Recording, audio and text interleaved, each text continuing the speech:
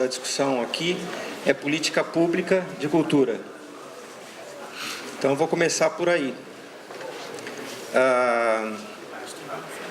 Eu acredito que eu fui chamado porque, de certa forma, eu participei do Arte contra a Barbárie, da criação do Fomento, do Prêmio Teatro Brasileiro, que está aí na pauta, Fundo Estadual de Arte e Cultura, um bando de coisa assim. Então, eu vou falar desse lugar, tá? Dessa experiência. Eu vou fazer uma série de afirmações que eu não vou desenvolver aqui, porque não dá. E provavelmente, para muita gente, é óbvio. Mas talvez tenha pessoas também que discordem. Mas eu vou afirmar e vou em frente, tá? Bom, política pública e Estado.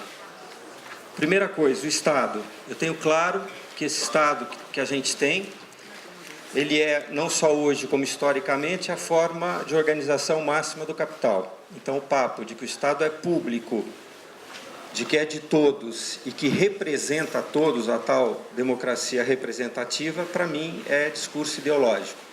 O Estado é a organização do capital e ponto.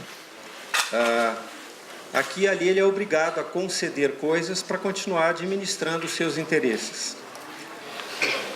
E é nessa brecha que eles fazem alguns discursos como esse de pertencer a todos e de ser uma forma de organização de um interesse dito público. Então, eles prometem, e eles colocam, inclusive, na Constituição Federal, na Constituição do Estado, na Lei Orgânica do Município, que cultura é direito. E coloca algumas obrigações para o Estado nesse sentido.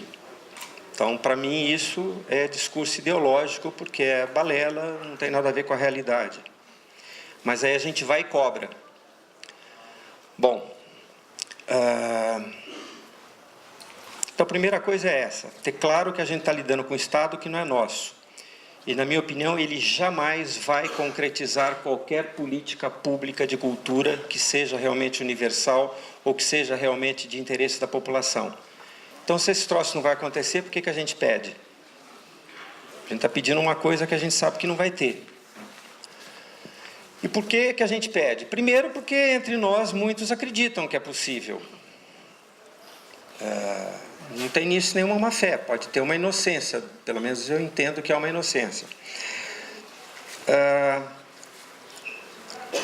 Segundo, e aí eu vou falar de um outro lugar mais específico, que é o chamado grupo de teatro, que me parece que, em grande parte, esse movimento está vinculado a grupos de teatro.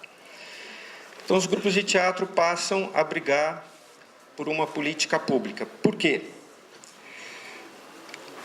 Vontades e desejos à parte, na minha opinião, fundamentalmente, com consciência ou sem consciência, é porque as pessoas precisam comer e pagar aluguel. Precisa de dinheirinho. Independente de estar na consciência ou não. O que eu quero dizer com isso? Grupo de teatro existe por conta do desinteresse do capital pela nossa mão de obra.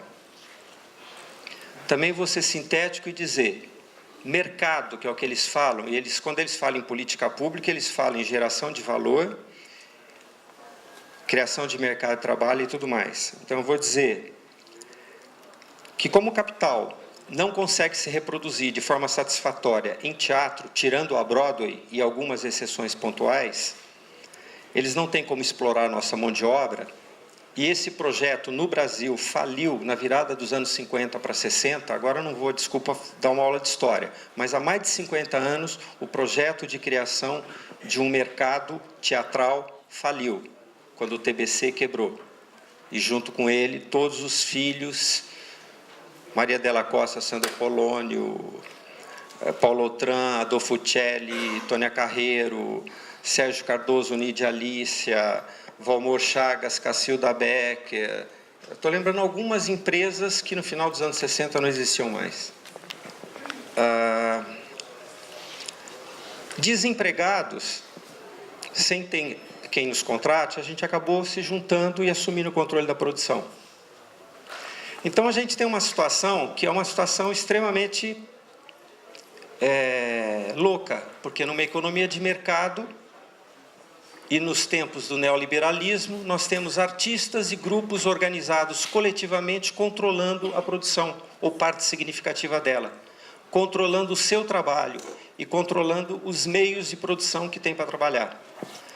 Só que o nosso trabalho não consegue gerar valor, a gente não consegue, com o nosso trabalho, gerar uma receita que pague o nosso aluguel. Da mesma forma que os empresários não conseguiram, eles faliram. Então, pensando ou não, de forma consciente ou não, a gente vai buscar dinheiro onde tem que, em tese, é no Estado. E vai buscar dinheiro com o discurso de política pública de cultura. A outra coisa nesse raciocínio é que a gente fala o Estado tem que dar dinheiro, mas a gente também não tem claro que o Estado não gera valor econômico. E, ao contrário do que nos dizem, também não é a classe empresarial e as empresas que produzem riqueza. Quem produz riqueza, que é transformada em dinheiro, é a chamada classe trabalhadora. E nós aqui parece que estamos nos colocando como trabalhadores de cultura. Só que eu já acabei de dizer que a gente não gera valor.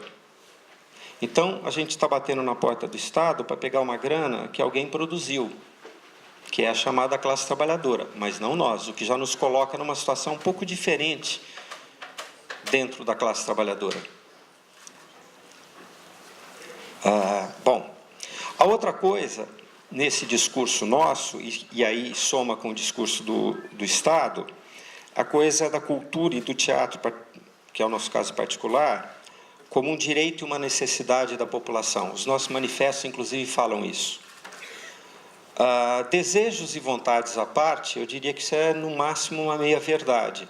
Porque, querendo ou não, gostando ou não, o teatro, como qualquer outra atividade numa economia de mercado, numa economia capitalista, ele tem uma função básica, que é gerar valor, é dar lucro. Essa é a função de qualquer atividade, seja agricultura, seja indústria, seja o que for, tem que dar grana. É bonito, eles estão usando até um outro termo para a gente, autossustentabilidade. O que é autossustentabilidade? Você tem que produzir alguma coisa que dê dinheiro. Se não der, é porque você é incompetente e despreparado. Então, nós somos incompetentes e despreparados porque a gente não gera valor. Mas tem uma outra coisa também, que é a função, sim, da produção cultural, que é a reprodução dos valores dominantes. Através da cultura, você perpetua valores, ideias, noções da própria identidade de indivíduo. E já que a gente está falando de Estado e de estudo, só para colocar mais uma coisinha, a gente se julga brasileiro e queremos uma política nacional, e pensamos em nação, e falamos em povo. São conceitos ideológicos que, na verdade, servem para apaziguar. Nós nos sentimos parte dessa grande família, somos todos iguais. Pertencemos ao povo brasileiro. Pode ser o Moreira e pode ser o Antônio Hermílio de Moraes, ou o dono do Pão de Açúcar. Somos todos brasileiros. Pertencemos à grande nação. E com essas baboseiras, por exemplo, a gente fica com bronca de argentino, não é só por causa da seleção. Então, essa questão de cultura serve, na verdade, para perpetuar valores desse tipo. E a gente não percebe, mas a gente, quando faz o nosso teatrinho, a gente está, no plano formal, no plano estético, reproduzindo coisas que a gente aprendeu como verdadeiras e como eternas. E a gente está acreditando que está fazendo uma cultura ligada à natureza humana. Depois eu retomo essa fala, tá? É uma série de coisas. Mas, no fundo, o nosso papel está sendo o mesmo da Rede Globo, só que eles não são da gente, eles têm a Rede Globo. Então, assim, querendo ou não, a nossa função, ao contrário do que a gente diz, é produzir valor. A gente não produz. Segunda, é reproduzir e manter, portanto, os valores hegemônicos e dominantes. E, para isso, eles não precisam mais da gente. A indústria cultural já ocupou esse espaço. Ou seja, a gente ficou órfão de pai e mãe, a gente não tem função. E somos nós que não temos função, somos nós os descartados pelo capital, que nos juntamos em grupos de teatro e vamos bater na porta deste Estado, que está aí para administrar este estado de coisas, para pedir uma política pública de cultura. Parece que a gente é doido, né? Mas, contraditório ou não, apesar das regras do capital e da economia de mercado, a gente existe. Pode parecer louco ou não, mas, de repente, a gente consegue uma coisa como o programa de lei de fomento aqui em São Paulo.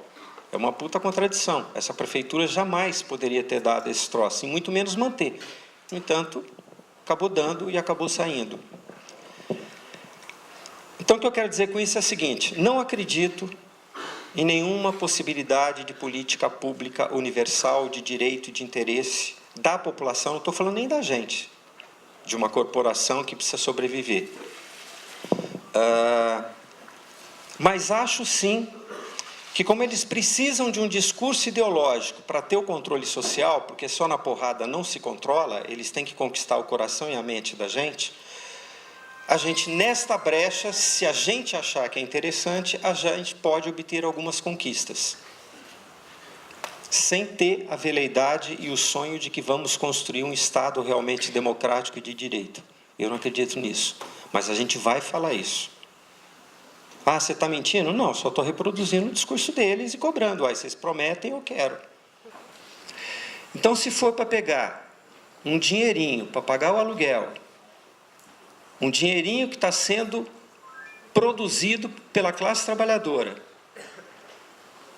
e a gente achar que, por ser artista, a gente tem o direito de morder essa grana, pagar o nosso aluguel, e faça o que a gente fizer, a gente é o bambambam, porque eu estou fora. Eu entendo que esse dinheiro só terá sentido se o trabalho que a gente fizer tiver alguma relevância na luta contra o que está estabelecido.